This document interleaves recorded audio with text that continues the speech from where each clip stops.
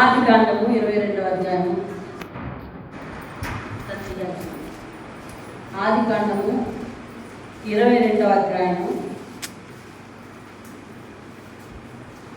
16వ వచనము 15వ వచనం నుంచి నేను చదువుతున్నాను.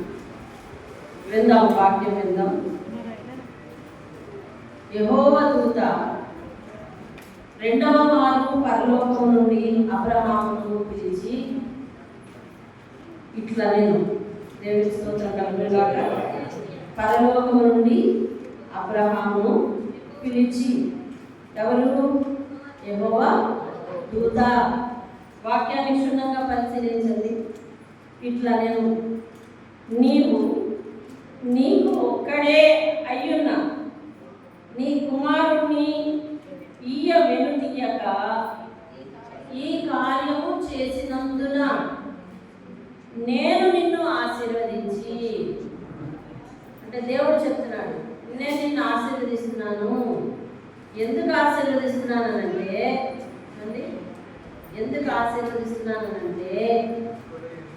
నీవు ఈ కార్యం చేసినందున. ఏ కార్యం చేశాడంటే, నీ ఒక్కడే అయ్యున్నా నీ కుమారుడిని ఇవ్వడానికి వెనక్కి తీయలేదు. ఈ కార్యం చేసినందున నేను నిన్ను ఆశీర్వదిస్తున్నాను. ఎలాగా?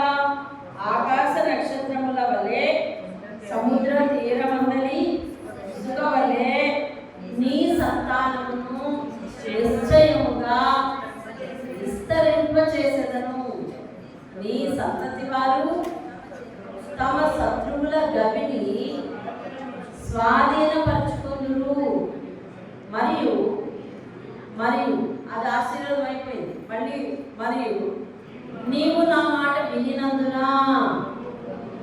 ఏమండి, ఇందాక కార్యం చేసినందున, ఇక్కడ మాట వినినందున నీ సంతానము వలన, అదేనా, భూలోకంలోని జనములన్నీయు నీ సంతానము వలన ఆశీర్వదించబడును. నా తోడు అని ప్రమాణము చేసి ఉన్నానని యెహోవా సెలవిచ్చాను.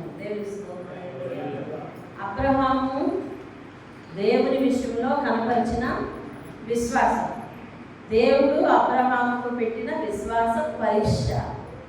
ఏమండి? దేవుడు అబ్రహాముకు పెట్టిన విశ్వాస పరీక్ష. దేవుని విషయంలో అబ్రహాము చూపించిన విశ్వాసము ఈ వాక్యాలలో కనిపిస్తుంది. ఈ అధ్యాయం ముందు దేవుడు చాలా కాలం అబ్రహాముకు పిల్లలు లేకుండా చేసి ఉన్నారు. అయినప్పటికీ కూడా అవని కార్యానికి కూడా అబ్రహాము ఏనాటికైనా దేవుడు మాటించాడంటే అది జరిగే తీరుతుంది. దేవుడు నా జీవితంలో ఏమి చేసినా మేలే చేస్తాడు అని నిరీక్షణ ఉంచి, ఆశ ఉంచి అబ్రహాము దేవుని విషయంలో ఎదురు చూస్తూ ఉన్న సమయంలో దేవుడు అతనిని ఆశీర్వదించి తన ముసలి వయసునందు తనకు ఒక కుమారుడిచ్చి, ఆ కుమారుడికి చక్కగా ఎత్తుకొని లాలించి ఆ కార్యాలన్నీ చేస్తూ ఆనందిస్తూ, ఏమంటే ఆ కుమారుని బట్టి ఉబ్బి తప్పిపోతున్న సందర్భంలో దేవుడు ప్రత్యక్షమై ఆ అబ్బాయికి సున్నతి చేయాలి నువ్వు అనగానే తన 8వ ఏట 8వ రోజు, 8వ రోజే 21వ అధ్యాయంలో, ఏమండి, 4వ వచనం, 8వ దినమునే ఇస్సాకుకు అనగా అబ్రహాం కుమారునికి అబ్రహాం ఏమి ఇచ్చాడంటే బాప్తిస్మం ఇచ్చాడు. దేవుని స్తోత్రం. 8వ దినమునే చెప్పిన ప్రకారం చేశాడు. దేవుడు చెప్పిన ప్రకారం అబ్రహాం చేశాడు. చెప్పిన ప్రకారం చేస్తూ దేవుడు ఇచ్చే వరకు ఎదురు చూస్తూ ఉన్న వ్యక్తి జీవితంలో మరొక విషమ పరీక్ష వచ్చింది. అదేమిటి? ఎక్కడి నుండి వచ్చింది? బయట నుండి కాదు, అపవాది నుండి కాదు, వారి బంధువుల నుండి కాదు, ఎక్కడెక్కడి నుండి కాదు, నేరుగా దేవుని దగ్గర నుంచే. వినాలి, దేవుని దగ్గర నుంచే వచ్చింది పరీక్ష. దేవుని దూత అబ్రహాముకు ప్రత్యక్షమై అబ్రహామా అని పిలిచిందంట. 22 మొదట్లో ఉంది. అబ్రహామా అని పిలిచిందంట. పిలిస్తే ఆయన అన్నాడంట,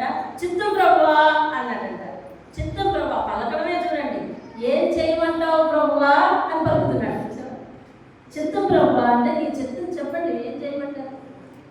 మనం అంటున్నాం చెప్పండి అంటారు. చెప్పండి పిలిస్తే చెప్పండి అంటున్నాం. అతనేమన్నాడు చిత్తం ప్రభా అంటాడు. అంటే నీ చిత్తాన్ని చెప్పు, నీ చిత్తాన్ని చేస్తాను అని ఆ మాటలో అర్థం ఇచ్చేటట్టు పలుకుతున్నాడు. అయితే నీ ఒక్కడే అయిన కుమారుని నాకు మోరియా కొండల బలివ్వు అని దేవుడు అడిగాడు. అడిగితే అబ్రహాము వెనక్కి తీయకుండా వెళ్ళిపోతున్నాడు. కట్టెలు పట్టుకొని ఆ పిల్లల్ని పట్టుకొని ఏమండి తన పరివారాన్ని పట్టుకొని ఆ మోరియా కొండ దగ్గరికి వెళ్ళిపోయి ఏమండి అక్కడికి వెళ్ళిన తర్వాత ఆ పరివారం అందరినీ కింద చేసి ఏమండి పైకి వెళ్ళిపోతున్నాడు. ఏమండి అప్పుడు 6వ వచనం చూడండి, 5వ వచనం తన పరివారంతో మీరు గాడితో ఇక్కడే ఉండండి, నేను ఈ చిన్నవాడు అక్కడికి వెళ్ళి మొక్కి మరలా మీ అందరకు వచ్చారు. ఏమండి ఇతను ఎందుకు పరివారం కింద చేశాడు? పరివారంతో ఆ కట్టెలు మోపించుకొని పైకి తీసుకెళ్తే తప్పే ఉంది. అన్నీ మోపించుకొని ఆ బరువంతా తీసుకెళ్ళిపోయి అక్కడికి వెళ్ళిపోయిన తర్వాత ఇప్పుడు వంట రావచ్చు కదా అంటే తిను చేసే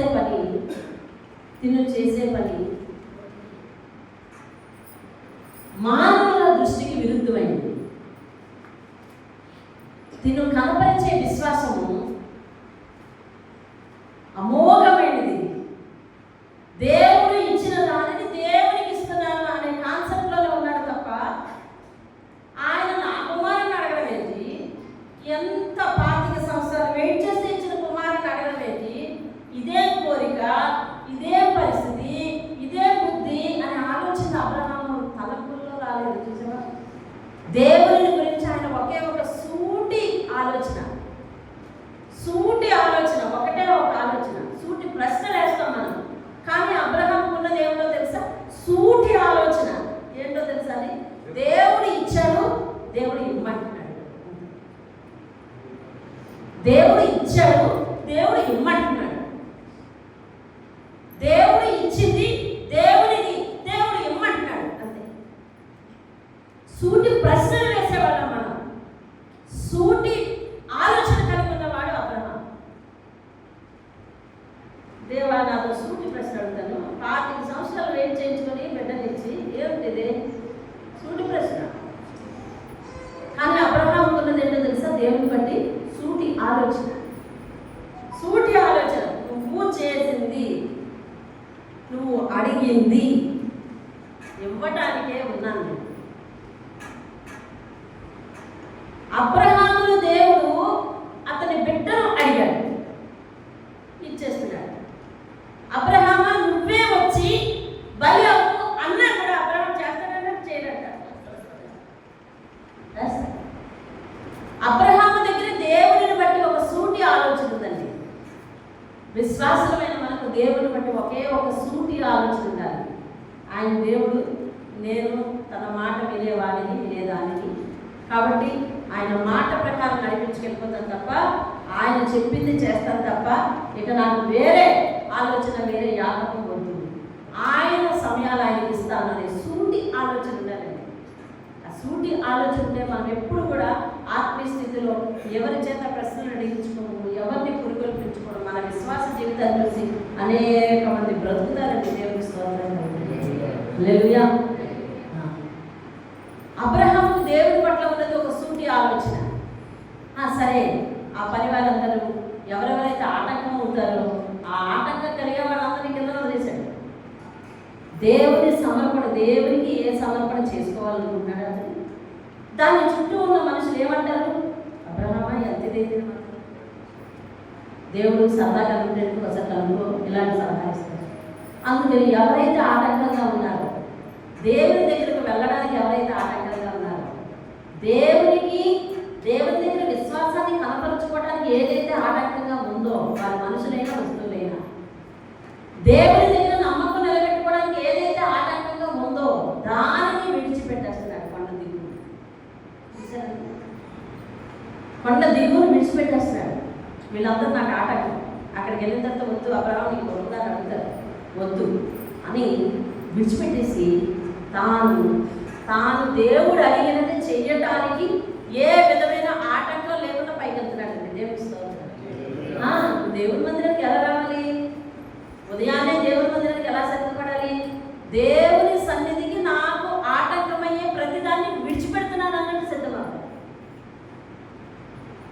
దేవుని సన్నిధికి వెళ్ళడానికి ఏది ఆటంకం, దానికి విడిచిపెడుతున్నాను.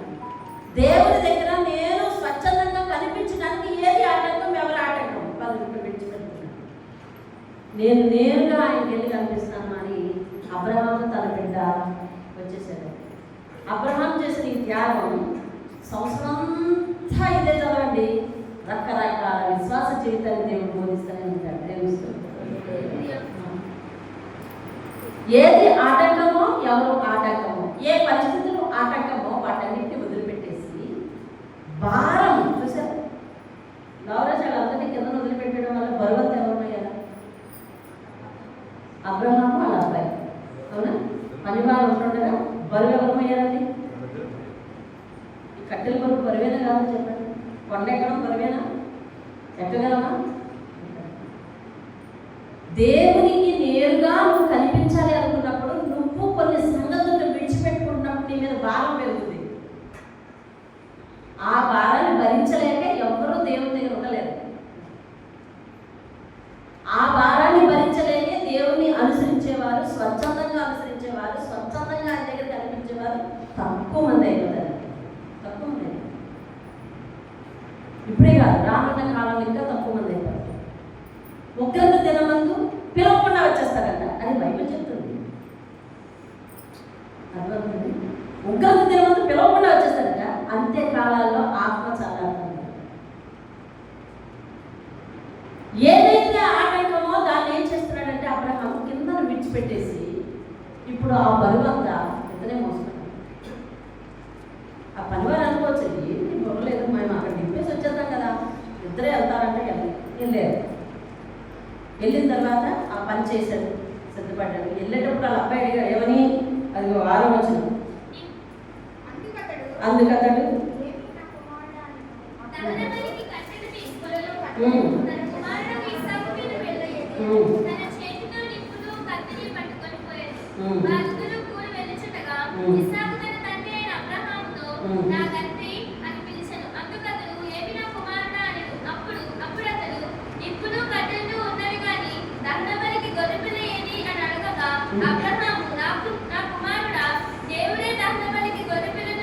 దేవుడే దహనబలికి ఆయన చూసుకుంటాడు, ఆయనకి ఇష్టమైనది ఆయన తీసుకుంటాడు అని చెప్పి కుమారుడికి ఒక హితవు చెప్పాడు. ఏమనంటే, టెన్షన్ పడుతూ దేవుడే చూసుకుంటాడట అని చెప్పాడు. ఏమంటే తండ్రి ఎంత నిబ్బరం చేసుకోవాలి? మీ పిల్లలకు ఆత్మీయ క్రమశిక్షణ నేర్పడానికి మీరు ఎంత కట్టుబాటు అయిపోవాలి తెలుసా? ఎంత క్లిష్టమైన పరిస్థితులు కూడా మీరు నడవాలో తెలుసా? ఒరే ఈరోజు ఆదివారం పెద్దల గంట లేరా అని చెప్తున్నావంటే నువ్వు పెద్దల గంట లేచి ఉండాలి కదా. అది చాలా పెద్ద కఠినమైన విషయం. ముందు తండ్రి లేవాలి, లేని తర్వాత లేవాలి. మనం అందరం దేవుని సన్నిధిలో ముందుగా కనిపిద్దామరా అని అంటే ముందుగా కనిపిస్తూ నువ్వు కూడా ప్రయత్నించాలి. ఒరే మీరందరికీ 9 గంటలకు వెళ్ళిపోతాం, మీరు అందరూ రెడీ అవ్వండి. నువ్వు కాలు మీద కాలు వేసుకుని ఏ సెల్ ఫోన్ చూసుకుంటున్నావు అనుకోండి, అప్పుడు మీ పిల్లలు భార్య అందరూ చూస్తారు, చూసావా మనం రెడీ అయిపోమంటాడు, ఇది చూసి ఇలా కూర్చున్నాడు అని చెప్పి. మాదిరి జీవితం ఉండాలండి. పిల్లల్ని ఆత్మీయంగా బలపరుస్తాడు. నువ్వు బాధపడుతూ దేవుడే గొర్రె పిల్లను చూసుకుంటాడు అని చెప్పి పైకి వెళ్తున్నాడు. దాన్ని బిడ్డడు కూడా ఏ క్వశ్చన్ చెప్పుకుని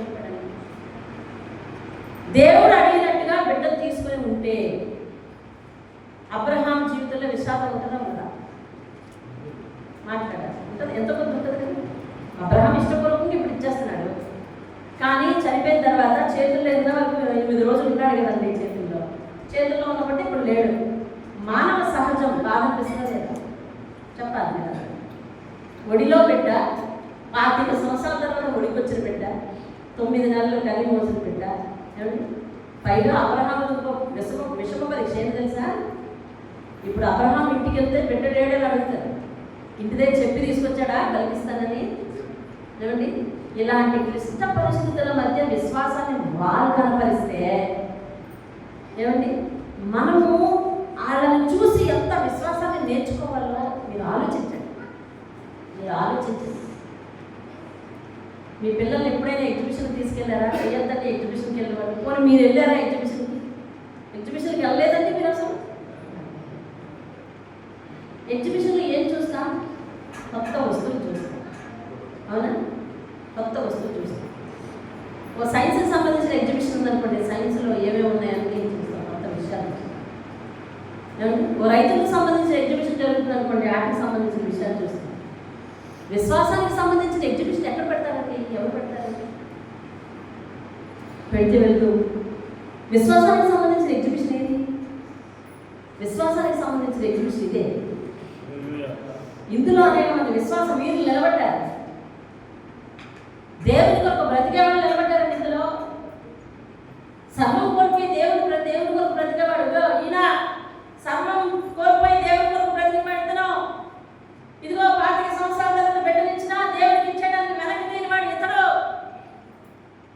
అగ్నిగుండంలో దూకుతామంటే దూకిన వీళ్ళు, సింహాల పనికి వెళ్ళిపోతామంటే వెళ్ళిపోయినాడు వీడు అని ఒకరిని బట్టి చెప్పడానికి ఇదిగో ఎగ్జిబిషన్. విశ్వాసంకు సంబంధించిన ఎగ్జిబిషన్ అండి ఇది. ఇందులో ఉన్న వ్యక్తులను బట్టి విశ్వాస విధానం ఏంటో నేర్చుకోవాలండి మనం. విశ్వాస విధానం ఏంటో నేర్చుకోవాలి. అరే అడిగితే ఏం చెప్తావు? సారమ్మ ఇంటికి వెళ్ళిన వెంటనే ఏమండి ఆ మెడలో కండువాన్ని పట్టుకుని బిగించి అడుగుతుంది, ఏడినా బిడ్డ అని. ఏం చెప్తారు? ఏం చెప్తారు? ఏం చెప్పాలనుకుని ముందుగా ప్రిపేర్ అయ్యాడా? లేదు. దేవుడు అడిగిన ప్రశ్నకు జవాబు సూటిగా ఒకే ఒక ఆలోచన కలిగి వెళ్ళిపోతాడంతే. దాని అర్థం ఏమిటో తెలుసా? దేవుడు నాకు సంబంధించి తరువాత నిమిషం ఏం జరుగుతుందో అది దేవుడే చూసుకుంటాడు తప్ప నా సొంత ఆలోచన కాదని నడుచుకొని వెళ్తున్నాడండి. దేవునికి స్తోత్రం. మనము దేవుణ్ణి విడిచి గుడ్డిగా వెనక్కి అడుగులేస్తున్నాం. కానీ అబ్రహాము ఎన్నో సమస్యలు తలెత్తుతాయి. పని వారు అడుగుతారు, కింద కొండ దిగుతున్న వాళ్ళు అడుగుతారు నీ బిడ్డడేడని. ఇంటికి వెళ్ళిన తర్వాత భార్య అడుగుతుంది నీ బిడ్డడేడని. అందరూ ఏమడిగినా నా మనసులో బాధ అనిపిస్తుంది, నా ఒళ్ళో బిడ్డడేడని. అయినా కూడా తరువాత నిమిషంలో నేను బాధపడాలా? ఎవరికేం సమాధానం చెప్పాలి? ఎలాగ నడవాలి? అన్నీ ఆయనే చూసుకుంటాడని ఆధారపడి నడుస్తున్నాడండి. ఇది విశ్వాసం. విశ్వాసం అంటే ఇదండి. విశ్వాసం అంటే నచ్చినట్టు నడవడం విశ్వాసం కాదండి. విశ్వాసం అంటే నచ్చినట్టు దేవుణ్ణి మాట్లాడటం ఇస్తుంది విశ్వాసం కాదండి. విశ్వాసం అంటే నచ్చింది దేవుని అడుగుతూ పొందటం కాదండి విశ్వాసం అంటే. అబ్రహాం జీవితంలో ఏది సమయానికి జరిగింది, కానీ అబ్రహాం కనపరిచిన విశ్వాసం ఎవరైనా కనపరిచారా? అడిగింది సమయానికి జరిగిందా? జరగలేదు అబ్రహాం విషయం, కానీ విశ్వాసాన్ని ఎలా కనపరిచారు? ఇప్పుడు చూడండి, ఎప్పుడు కూడా విశ్వాస పరీక్షలు ఎప్పుడు కూడా మనల్ని నాశనం చేసేవి కాదు. ఒకటి గుర్తుపెట్టుకోండి, విశ్వాస పరీక్షలు ఎప్పుడు కూడా మనకు నాశనం చేసేవి కాదు, మనల్ని నాశనం చేసేవి కాదు. విశ్వాసం కనపరిచే సమయాలు విశ్వాస పరీక్షలు ఎలా ఉంటాయి తెలుసా? దేవునికి నీవు హృదయంలో ఇచ్చే స్థానాన్ని చూపించడానికి పనికొస్తాయి అంతే. మరొకసారి మీకు నా భాష అర్థమైందో లేదు, మీరు ఏ ఆలోచనలో ఉన్నారు, మరొకసారి పరిశుద్ధాత్మ చెప్పమని ప్రేరేపిస్తున్నాడు. వినండి. విశ్వాస పరీక్షలు అంటే కష్టాలు, శ్రమలు, ఇలాంటి సందిగ్ధమైన సమయాలు, ఇలాంటి కటువైన పరీక్షలు దేవుని ఎదుట విశ్వాసాన్ని నిలబెట్టుకోవాలా వద్దా? ఇప్పుడు దాకా దేవుడు నీ చిత్తం చెప్పు, నీ చిత్తం చెప్పు, నీ చిత్తం చెప్పు అబ్రహాం అంటూ బిడ్డనమంటే నేను ఇప్పటి వరకు చెప్పిందల్లా చేశాను కానీ చేయను అనలేదు అబ్రహాం. విశ్వాస పరీక్ష ఎలా వస్తుందంటే మనల్ని నాశనం చేయడానికి కాదు. అబ్రహాం అదే నమ్మాడు. దేవుడు బిడ్డనిమ్మంటాడు, నేను ఇవ్వడానికి చెప్తాను, కానీ నన్ను నాశనం చేయడానికి కాదు. ఈ సంకల్పం ఏదో ఉంది, ఇది ఏదో ఉంది, ఇది ఏదో ఉంది. తెలియని మార్గం వైపు అడుగు వేసే విశ్వాసం అనేది దేవుని స్తోత్రం. అది విశ్వాసం. మీ ఇంట్లో పరిస్థితులన్నీ సంక్లిష్టంగా ఉంటాయి, అయినప్పటికీ మీరు 9 గంటలకు రావాలి. వాటిని విడిచిపెట్టుకొని ఏదైతే అదైంది ముందైతే వెళ్దాం అన్న ఆలోచన మీకు వచ్చిందనుకోండి, అది విశ్వాస పరీక్షలో నీవు దేవునికి కనపరిచే ఆ స్థానం. విశ్వాస పరీక్ష అంటే ఏంటి తెలుసా? దేవునికి నీ మనసులో ఏ చోటు ఉందో నువ్వు కనపరిచే స్థానం అండి అది. అబ్రహాం జీవితంలో అదే జరిగింది. వెళ్ళాడు, కట్లు పేర్చేశాడు. పేర్చేసిన నానా ఒరిపిల్లేదు, నానా ఒరిపిల్లేదని కీల్చమంటున్నాడు పిల్లడు. అంటే ఉండు నాన్న కట్లు పేర్చేదాకా ఉండి అమాంతంగా బిడ్డను పట్టుకుని రా నాయన దగ్గరికి తీసుకొని ఈ అనకి తిరుగు అని చెప్పి చేతులు కడుతున్నాడు. నాన్న నా చేతులు కట్టుకున్నావేంటి? లేదు నాన్న, నిన్ను ఇక్కడ పడుకోబెడతాను, దేవుడే దేవుడే చూసుకుంటాడు, దేవుడే చూసుకుంటాడు, దేవుడే చూసుకుంటాడు అంటా ఉన్నాడు. ఈ పిల్లలు కూడా దేవుడు ఎట్లా చూసుకుంటాడని చూస్తా ఉన్నాడు. తీరా కుమారునికి తెలియని రీతిలో తండ్రి కత్తి ఎత్తాడు. ఎంత ఘోరమైన సంగతి! పిల్లల్ని ఎత్తుకున్న మనుషులు ఉన్నారు కదా, ఆలోచించండి ఒకసారి. అలాంటి విశ్వాసాన్ని కనపరిచిన మనుషులు ఎగ్జిబిషన్గా మన ఎదుట ఉంటే మనం చూపించే విశ్వాసం ఎక్కడుంది చూడండి. ఆలోచన. మీరు విదితులు, విద్యావంతులు, అనుభవజ్ఞులు, ఏమండి ఎన్నో అనుభవాలు పొందిన వారు, మాట నేర్పరులు, నైపుణ్యం కలిగిన వారు, చాకచక్యము కలిగిన, సమయోచితంగా మాట్లాడగలిగిన వారు, సమయస్ఫూర్తిగా మాట్లాడగలిగిన వారు, ఇన్ని లక్షణాలు మీలో ఉన్నాయి. అయితే దేవుడు మన ఎదుట ఉంచిన వాక్యాన్ని మనం ఎందుకు పట్టుకుని దేవుని ఎదుట చక్కని విశ్వాసాన్ని కనపరచగలము? ఆలోచించి అలాగే ఉందామండి. జయ జీవితాన్ని సొంతం చేసుకుందాం. దేవుని స్తోత్రం. హల్లెలూయా. జయ జీవితం అంటే ఇది. జయ జీవితం వస్తుంది. నువ్వు ఏదైతే నేను సాధించేస్తున్నాను అనుకున్నావు అది కాదు జయ జీవితం. దేవునితో నువ్వు ఎలా ఉన్నావో, దేవునికి నీకు ఉన్న సంబంధం ఏమిటో అది జయ జీవితం. అబ్రహాం ఇప్పుడు తన జీవితంలో వచ్చిన పరీక్ష ఒకటే ఒకటి నమ్మాడు, దేవుడు నా జీవితాన్ని నాశనం చేయడు. మరి ఏం జరుగుతుంది? కాసేపు ఆగాక దేవుడే చూసుకుంటాడు. మరి ఏం చెప్తాం అందరికీ అని మనసులో ఆలోచనలు వస్తాయి కదండి, పక్క నుంచి వస్తాయి. మనం పని చేస్తాం, వస్తాయి రావా సతీష్? మనం పని చేస్తుంటే 1,00,000 ప్రశ్నలు, అన్నిటికీ ఒకటే సమాధానం. ఏమంటాడు తెలుసా? దేవుడు చూసుకుంటాడు, దేవుడు చూసుకుంటాడు. అన్నిటికీ ఒకటే సమాధానం, దేవుడు చూసుకుంటాడు అనుకుంటే వెళ్ళిపోతాడండి ముందుకి.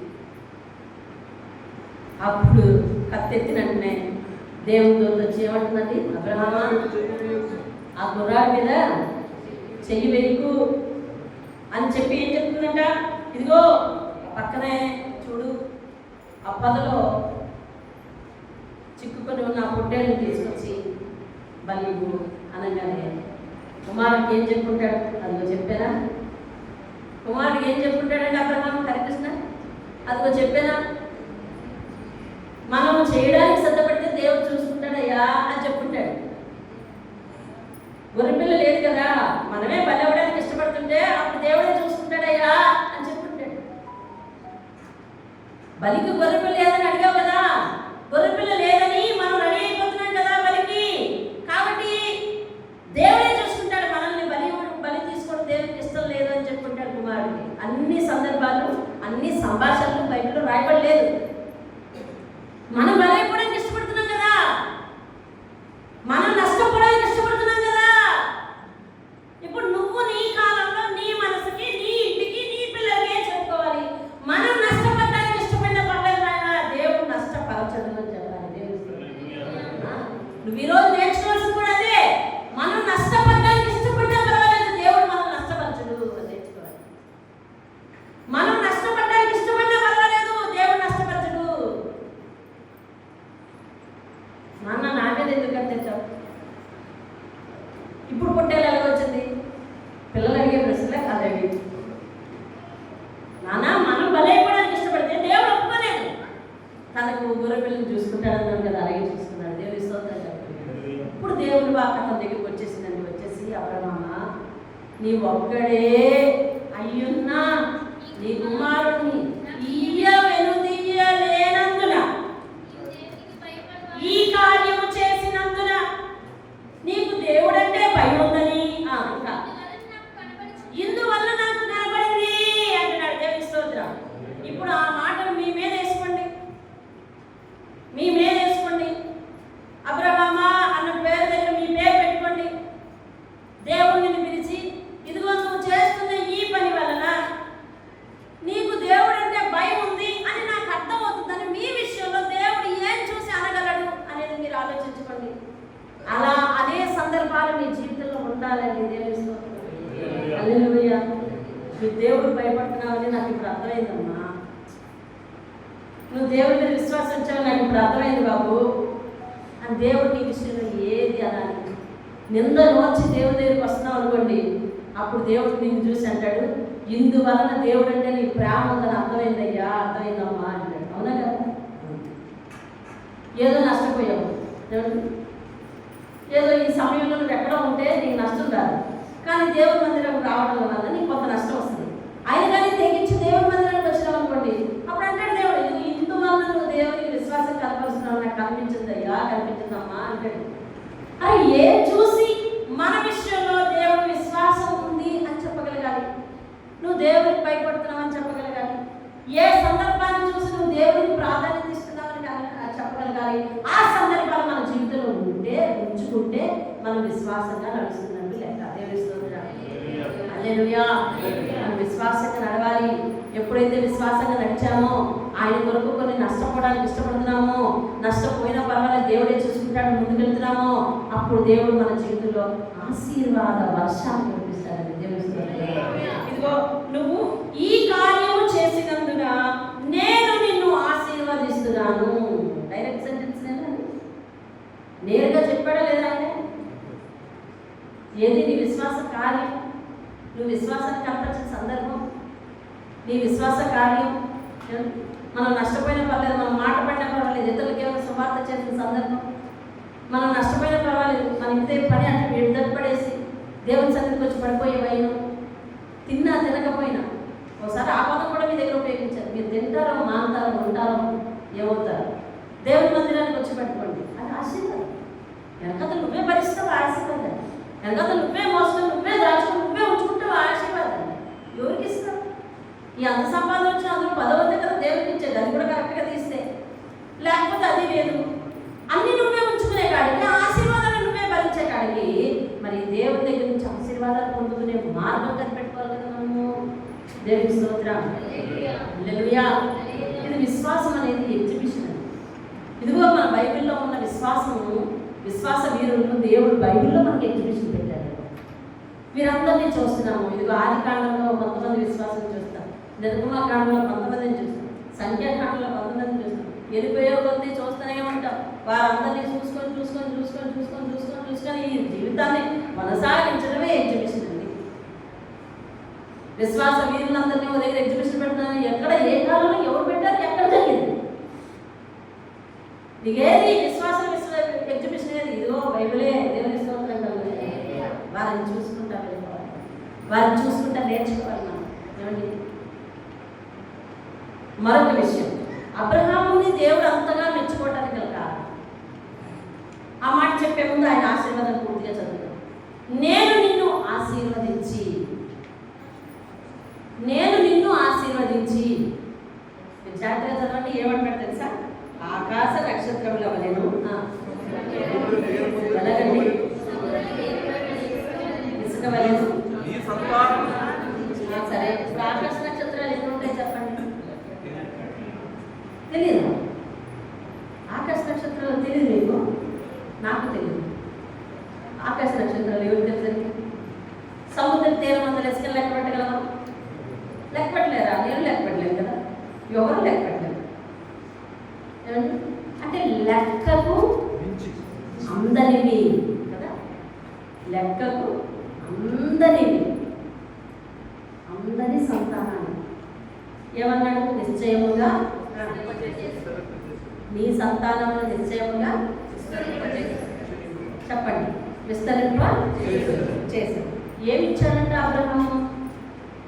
మీరందరూ రెస్పాండ్ అవ్వాలి. ఏదో అందరూ దేవుని స్తోత్రం చెప్పండి గట్టిగా. ఇప్పుడు చెప్పండి, అబ్రహాం దేవునికి ఏమి ఇచ్చాడు? ఏమి ఇచ్చాడు? ఏమి ఇవ్వడానికి వెళ్ళాడు? ఒక్కడే. ఎంతమంది? ఒక్కడే. దేవుడు ప్రతి పదాన్ని తన ఉద్దేశపూర్వకంగానే రాయించాడు. తన ఉద్దేశాలు అవసరం లేని అనేక సంగతుల్ని రాయించలేదు. అందుకే వారి తల్లిదండ్రులు, తండ్రి కుమారుడు మొత్తం ఏం మాట్లాడుతున్నారు ఇందులో? ఉందేనండి? లేదు, కొన్ని మాత్రమే ఉన్నాయి ఇందులో. అబ్రహాము దేవుడికి ఇవ్వడానికి ఎంతమందిని తీసుకెళ్ళాడండి? ఒక్కడే. ఏమండి, ఆ ఒక్కడే. అబ్రహాంకి ఎంతమంది? ఒక్కడే. అబ్రహాం 10 మంది కుమారులు లేరు కదా, అందులో ఒక్కడే తీసుకెళ్ళాడు. ఇద్దరు లేకపోతే ఒక్కడే తీసుకెళ్ళాడు. ఒక్కడే కుమారుడిని ఇవ్వడానికి వెళ్తే అబ్రహాముని దేవుడు ఎలా ఆశీర్వదించాడంటే, నీ సంతానాన్ని ఇసంగా రేణువులు లెక్క పెట్టలేరు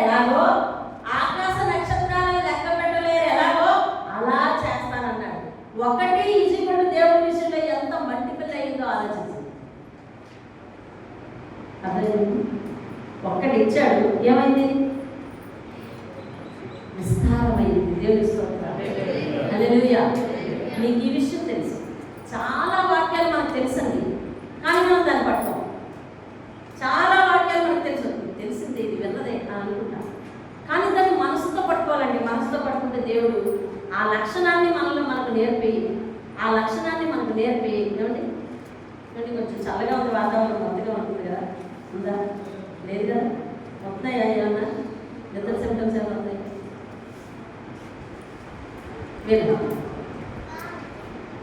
వినండి. ఆ సన్నివేశాలన్నింటినీ మనం మనసుతో పట్టుకొని అర్థం చేసుకుంటే దేవుడు అలాంటి కార్యాలనే మన జీవితంలో తెలిస్తాడు. ప్రభు అయిన యేసుక్రీస్తు వారు కొండ మీద ప్రసంగం చేస్తున్నప్పుడు ఏం జరిగింది? 3 రోజులకి టైం తెలియలేదు, కొండ మీద ఉండిపోయారు. వాళ్ళకి ఆహారం పెట్టాలి. అక్కడ ఏం జరిగింది మీకు తెలుసు, మీరు చెప్పండి. వాళ్ళందరికీ ఆహారం పెట్టాలి ఎలాగా అని ఆలోచిస్తుంది. వీళ్ళందరికీ ఆహారం పెట్టకుండా ఎలాగ బయటికి పంపించడం అని ఒక శిష్యుడు అంటాడు. వీళ్ళందరికీ మనం తేగలమేంటి అంటాడు. వీళ్ళందరికీ మనం వండగలమేంటి అంటాడు ఒకడు. కానీ వీళ్ళు ఆలోచించుకుంటున్నారు, ఈ 5,000 మంది పురుషులు అంటారు. మీరు చదివారు ఆ మాటని?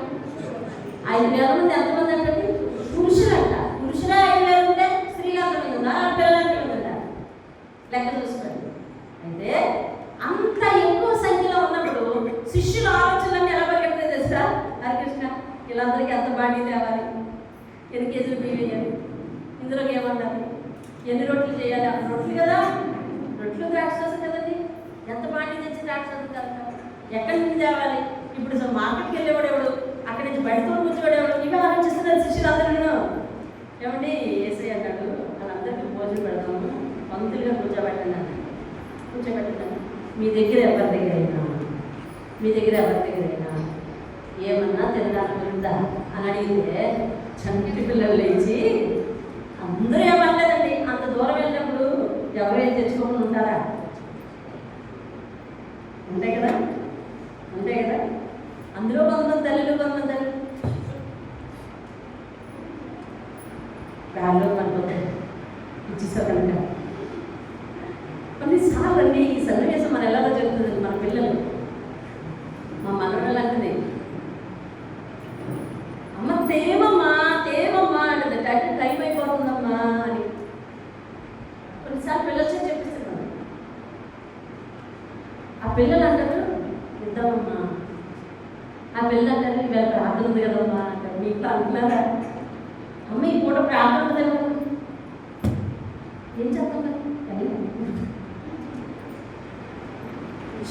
దారిలో తిన్నారు పనికి వస్తాయి ఉండు అని అంటే, ఒక్క పిల్లడు మాత్రం స్వతంత్రంగా లేచి, అయ్యా నా దగ్గర ఏమండి 5 రొట్టెలు 2 చిన్న చేపలు ఉన్నాయ్యా, పట్టుకున్నాను, దీవించి అందరికీ పెట్టేస్తారు.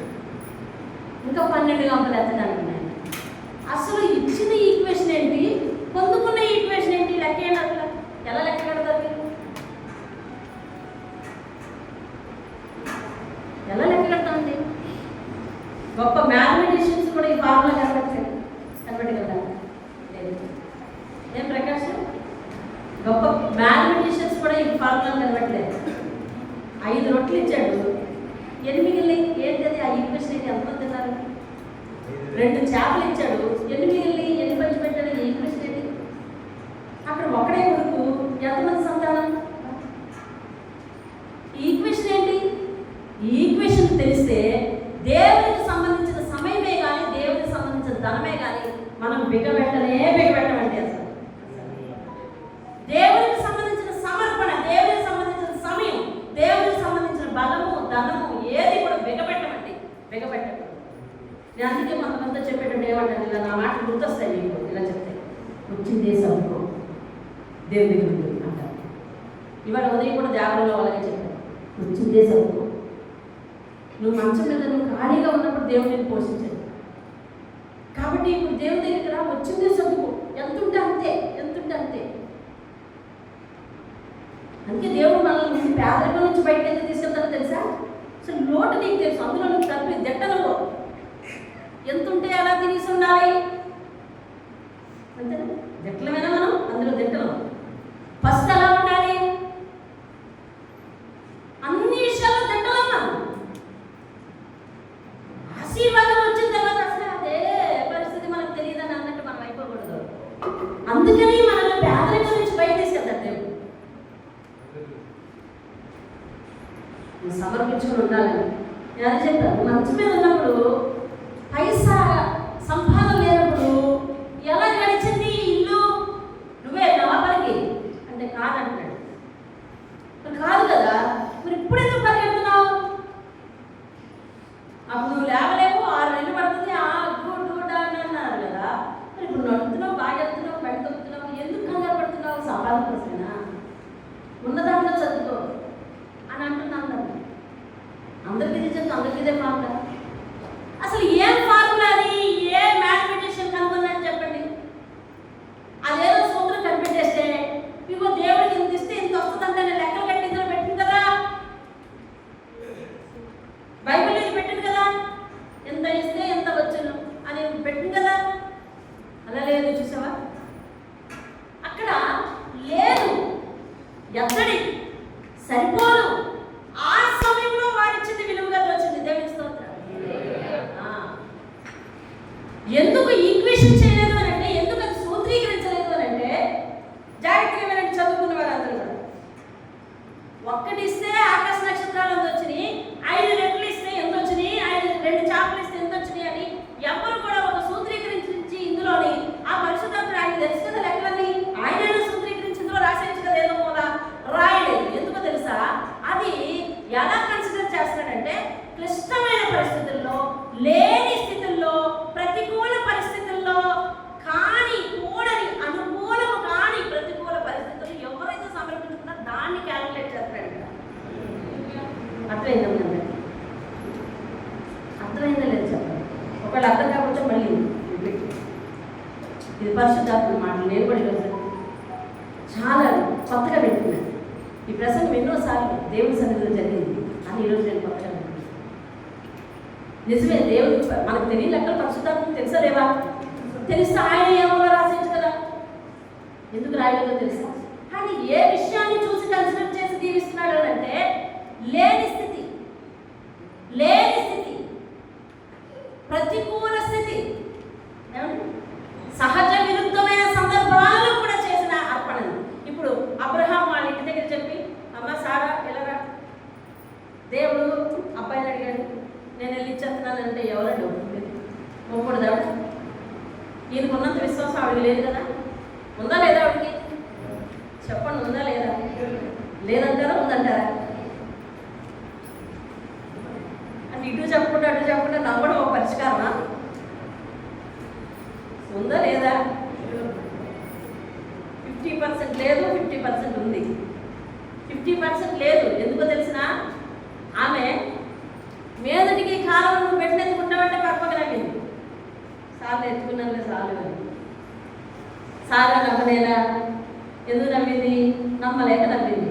50% విశ్వాసం లేదు, కానీ 50% తన భర్తతోనే అలాగే సరే ఎదురు చూద్దాం, సరే ఎదురు చూద్దాం అనుకుంటూనే చివరి వరకు కొనసాగి. ఇప్పుడు బిడ్డనిచ్చేస్తానంటే ఒప్పుకోడు ఏంటండి? ఇక్కడ కొన్ని పనులతో చెప్తే మీరే చెప్పండి అయ్యా, వీరికి చెప్తారా? లోతున్నాడు, నువ్వేదో చెప్పయ్యా చెప్తాడా? చెప్పడు. ఎట్టి పరిస్థితుల్లోనూ అవ్వదు, ఎవరు ఒప్పుకోరు. అలాంటి స్థితిలో అర్పణించాడండి. అందుకనే మల్టిపుల్. ఈ 5 రొట్టెలు 2 చేపలు ఇచ్చే సందర్భంలో ఎవరు ఇవ్వరు. ఎవరి దగ్గర కొత్త గొప్ప ఉన్నా దాచేసారు లోపల. కానీ వీడు మాత్రం అంటున్నాడు, నాయనా నా దగ్గర ఉన్నాయి ఇస్తున్నాను అనేసి ఇచ్చాడు. ఎవ్వరూ ఇవ్వని సందర్భంలో, ఎవరి మనసు అంగీకరించిన సందర్భంలో, ఇదిగో నువ్వు ఒక్కడనే విశ్వాసాన్ని కనపరుస్తున్నావు చూడు, దాన్ని లెక్కలోకి తీసుకుని మల్టిప్లై చేస్తున్నాడు.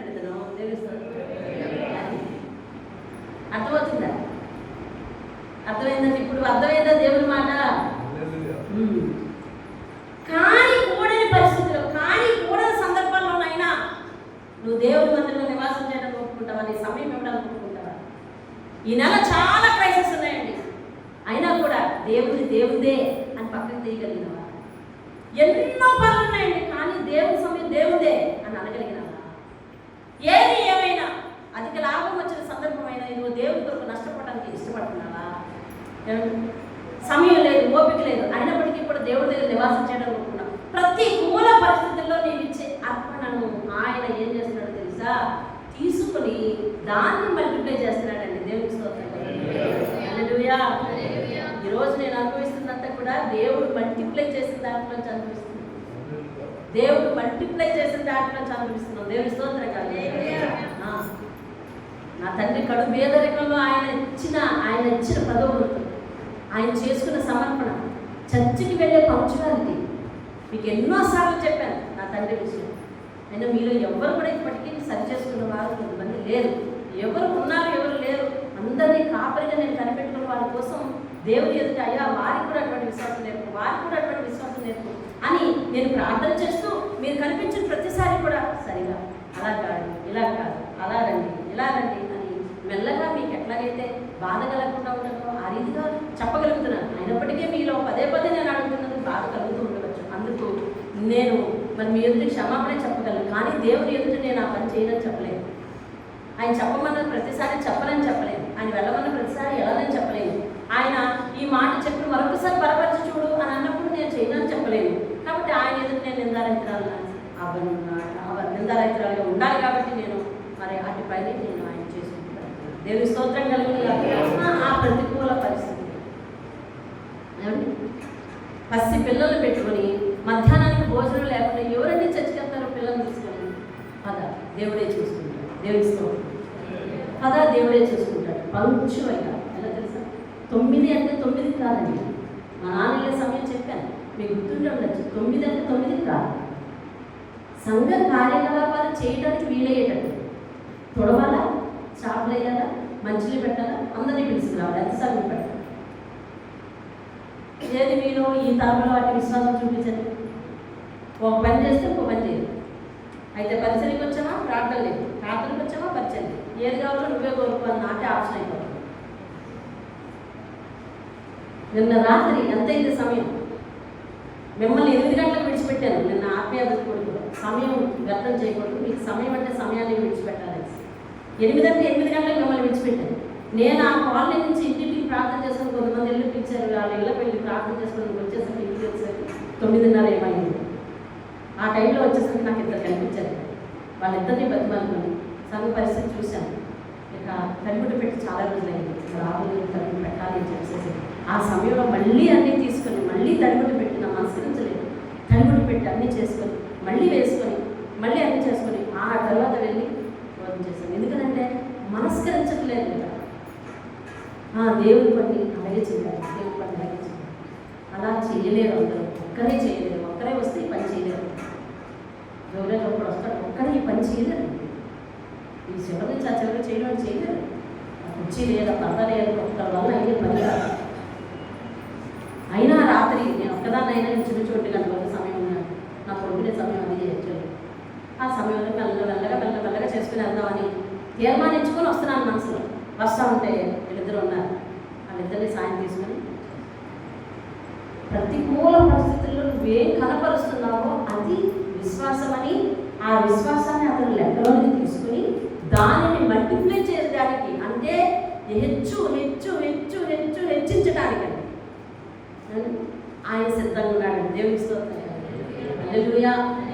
కాబట్టి దేవుని యొక్క ఆ ఆశీర్వాదం మీరు చూడండి, దేవుని యొక్క హస్తం మీరు చూడండి, దేవుని యొక్క మనసు మీరు చూడండి.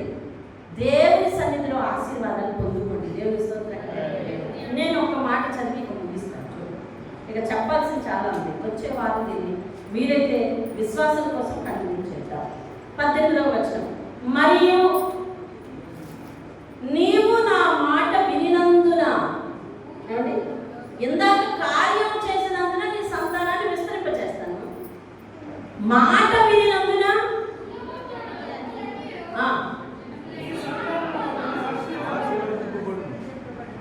దీని అర్థం ఏంటి చెప్పండి? నీ సంతానం వలన వాళ్ళు ఆశీర్వదింపబడతారు. అర్థమైంది ఆలోచన, అర్థమైంది. వీళ్ళ వలన ఏది ఇందాక విస్తరింపచేస్తానన్నాడు కదా, కార్యం చేసినందున సంతానాన్ని విస్తరింపచేస్తాడట. సంతానం దీవెనలు ఉంటాయి. విస్తారం అవ్వడం అంటే ఏంటంటే దీర్ఘాయుషు, ఆరోగ్యము, ఐశ్వర్యం అన్నీ వచ్చేస్తాయి అందులో. మనం ఇంక అందులో చేవి ఎక్కడ ఆగక్కర్లేదు, అన్నీ అందులోనే ఉన్నాయి. విస్తరింపచేస్తాడట. ఏది కార్యం చేసినందున. మాట వినినందున భూలోకంలోని జనులు నీ సంతానం వల్ల దీవింపబడతారంటే వీళ్ళు ఎలా ఉంటారన్నమాట చెప్పాలి. నీ పిల్లలు ఎలా ఉంటారన్నమాట, ప్రయోజకులుగా ఉంటారు. నీ పిల్లలు ఎలా ఉంటారు, మనం పనికొస్తేనే కదా ఎవరికైనా పని చూపించడానికి. మనం పనికొస్తేనే కదండి ఎవరికైనా పని చూపించడానికి. నీ పిల్లలందరూ కూడా ఎదుటి వారికి దారి చూపించే వాళ్ళని, ఎదుటి వారిని ఆశీర్వదించే వాళ్ళని, ఎదుటి వారిని దీవించే వాళ్ళని ఉంటారు నీ పిల్లలు. ఏమండి ఇక్కడ ఉన్న తల్లిదండ్రులు అడుగుతున్నాను నేను ఈ ప్రశ్న, నీ బిడ్డల విషయంలో ఈ దీవెన నెరవేరదా? నెరవేరలే సతీష్ రాము, నీ విషయంలో ఈ బిడ్డలు ఈ ఆశీర్వాదం నెరవేరలే వద్దా? ఏం బాబు మీ విషయంలో నెరవేరలే వద్దా?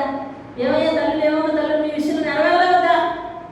ఈ మాట వినినందున, నా మాట వినినందున భూలోకంలోని అనగా నీ ఎదుటినున్న జనములో నీ బిడ్డలు అనేక మందికి ప్రయోజకులు అవుతారు.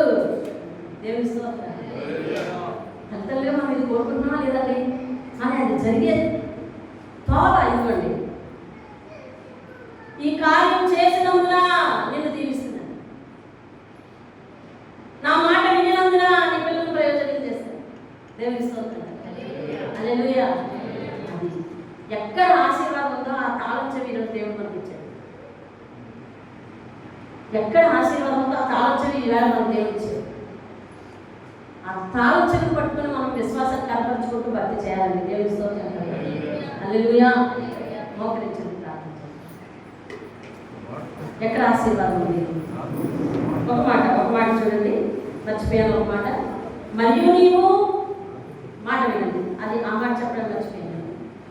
నా మాట వినందున భూలోకంలోని జనులన్నీ నీ సంతానం వలన ఆశీర్వదించబడును. ఏంటది ఏంటది అందరూ చెప్పండి, అందరూ చదువు. నా తోడు. ఎవరి తోడంట? ఇప్పుడు మనము కొన్ని మాటలు నమ్మకపోతే ఏమంటాం తెలుసా? మనకు బాగా అలవాటు, లోపల విడిచిపెట్టారో లేదా ఇంకా విడిచిపెట్టాలి, అది తీసుకురాకూడదు ఇంకే కదా. అమ్మ నీ తోడు అంటారు, అర్థమైందా? ఆడేది అవసరమైనా నీ తోడు అంటారు. లేకపోతే మా అమ్మ తోడు, లేకపోతే ఎవరెవరో తోడు, తల్లి తోడు అంటూ ఉంటారు. ఆ తోడు అంటారు అసలు అస్సలు మనం ఇందులో తీసుకురాకూడదు. ఏమండి, తోడని ఒట్టు పెట్టుకున్నవద్దని వాక్యం చెప్తుంది. ఎందుకంటే మనం అంత నమ్మకష్టమైన ఆయన తెలిసింది, అందుకు చూడాలంటుంది. కాబట్టి ఇప్పుడు ఈయనేం చెప్తున్నాడండి, నా తోడు. ఇదండి మనకు తోడని చెప్పనైనా అనద్దని అన్నాయన, ఆయన తోడంటున్నాడు. ఆయన శాశ్వతం. దేవిస్తాం. ఆయన శాశ్వతం, ఆయన మాట శాశ్వతం. దేవిస్తాం.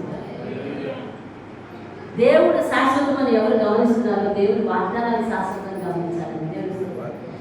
ఇందాక ఒక పాట పాడారు, నీ మేళ్లకు అలవాటయ్యి నీ పాదాలు వదలలేదు అని. అవునండి, దేవుని మేలుకు నువ్వు అలవాటు పడితే దేవుని యొక్క ఆ ఉనికి, శాశ్వత తత్వం, దాన్ని నువ్వు అర్థం చేసుకుంటే కనుక అబ్బే నీకు భక్తి గురించి ఎవ్వరు చెప్పదండి. నేను ఎందుకు బాధపడుతుంటానంటే, అయ్యా ఇంత వాక్యం వింటున్నారు, దేవుడు ఎందుకు అర్థం కావట్లేదని బాధపడతాను. ఏం ఆత్మీయ అభివృద్ధి గురించి రాకపోతే నాకేం పని పోయినా లేదు. దేవుడిని ఎందుకు పట్టుకోలేకపోతారు? ఆయన ఉనికిని ఎందుకు పట్టుకోలేకపోతారు? ఆయన శాశ్వత తత్వాన్ని ఎందుకు పట్టుకోలేకపోతారు? దేవుడు అంటే శాశ్వతం, అందుకని నా వాగ్దానం శాశ్వతం. నాకు ఎందుకు అబ్రహాంతో మాట అన్నాడో తెలుసని, అబ్రహాంకి దేవుడికి తెలిసిపోయింది. దేవుడు శాశ్వతం, నేనే దేవుడు, యుగములకు దేవుడైన ఆయన దగ్గర నేను బేరసాల రాకూడదు, ఆయన ఏమో పట్టింపడే అనుకున్నట్టే. దేవుడి స్తోత్రం కలుగుతుంది. ఒక్కసారి ఆ వాక్యం చూపించి హెబ్రీయులకు రాసిన పత్రిక 6వ అధ్యాయం, హెబ్రీయులు 6, 14, 13, 14 చూడండి. ఇదిగో దేవుడు 203 పేజీ అండి. మన పేజ్ నెంబర్ చెప్తే చక్క తీస్తాం.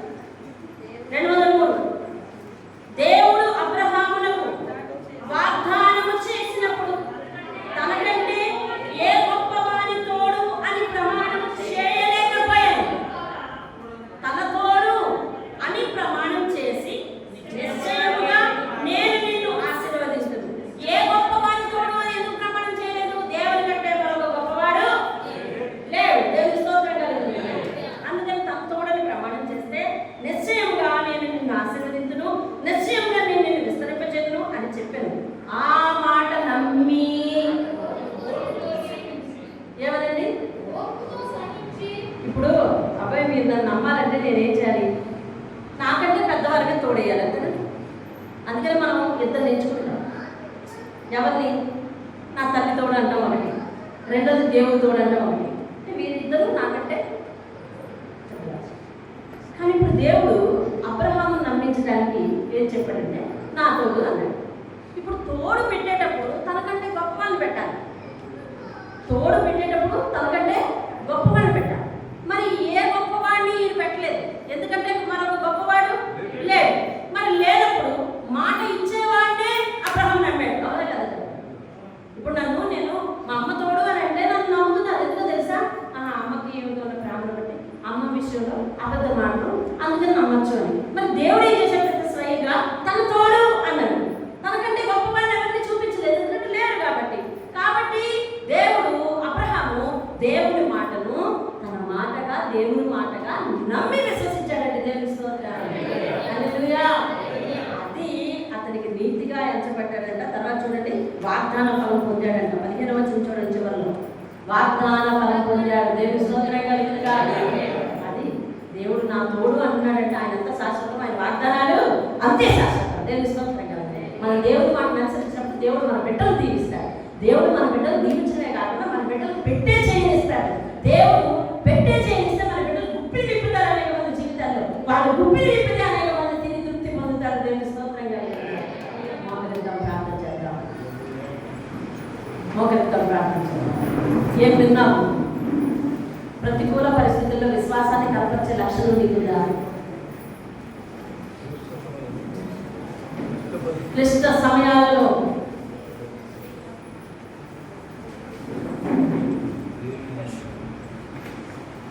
ఇంతకంటే ఏం చేయలేమనే పరిస్థితుల్లో కూడా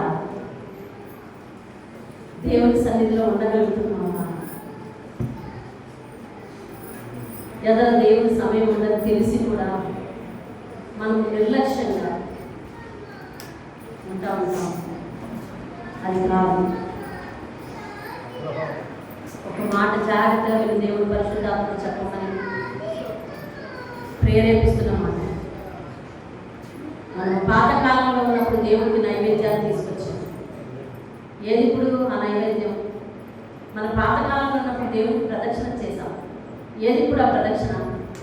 దేవుడు చెప్తున్నాడు, నీ మనసే నాకు నైవేద్యం, నువ్వు చేతులెత్తుతా నా మీద ఆనుకుంటే నాకు నైవేద్యం, నువ్వు చేతులెత్తి ప్రార్థన చేయడమే నాకు లోపం. నేను చెప్పిన నీ మాటల చుట్టూ నీ మనసు ఆ బౌండరీలలో ఉండి విశ్వాసాన్ని బలపరచుకోవడం ప్రదక్షిణ. దేవుడి మాట చుట్టూ నీ మనసు ప్రదక్షిణం చేయాలి. దేవుడి వారు నాకు ఈ మాట వినిపించాను, ఈ మాటను బట్టే నేను నడుస్తాను. ఇదిగో ఇలాంటి విశ్వాసాన్ని కనపరుచుకుంటాను, ఇదిగో ఇలాంటి విశ్వాసాన్ని పునరుద్ధరించుకుంటాను. నా పాత విషయాలను, పాప విషయాలను వదిలిపెడతాను, దేవుని దగ్గర నమ్మకంగా జీవిస్తాను అని ఆ మాట చుట్టూనే నువ్వు రొటేట్ అవుతా ఉండాలి. అది ప్రదక్షిణం. ప్రార్థన చేస్తున్నాను. మహాగణమైన తండ్రి, ఒక్కటి ఇస్తే విస్తారమైన ఫలాలు వచ్చాయి.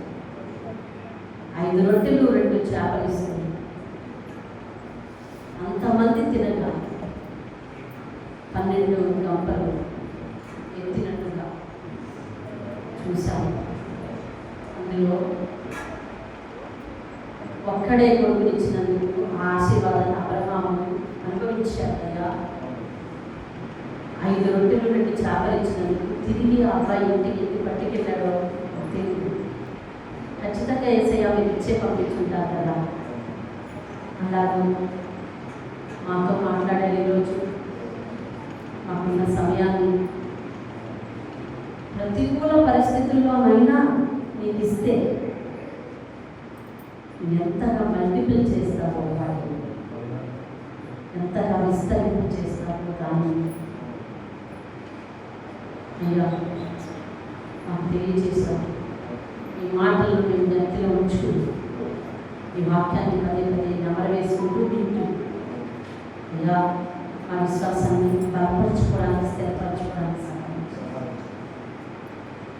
ఏమైనా నువ్వే చేయగలవు అని నీ మీద ఆనుకుని ఎలాంటి ప్రశ్నలు ఎదురవుతాయి, ఎవరికి ఏ సమాధానం చెప్పాలని ఆలోచించకుండా సూటి ఆలోచన కలిగి వెళ్తున్న ఆ భక్తుడిని మాకు ఎగ్జిబిషన్గా ఉంచారు. ఈరోజు ఈరోజు ఈ విశ్వాస ఎగ్జిబిషన్లో అతన్ని చూసాము. సూటి ప్రశ్నలు మాకున్నాయి కానీ సూటి ఆలోచన కలిగిన వ్యక్తిని చూపించావయ్యా. ఆ వ్యక్తి పట్టుకుని నేను విశ్వాస జీవితాన్ని ఇంకా బలపరచుకోవడానికి, స్థిరపరచుకోవడానికి సహాయం చేసి నడిపించమని యేసు పరిశుద్ధ నామములో ప్రతిమాలని అడిగి వేడుకుంటున్నాను. ఆమేన్.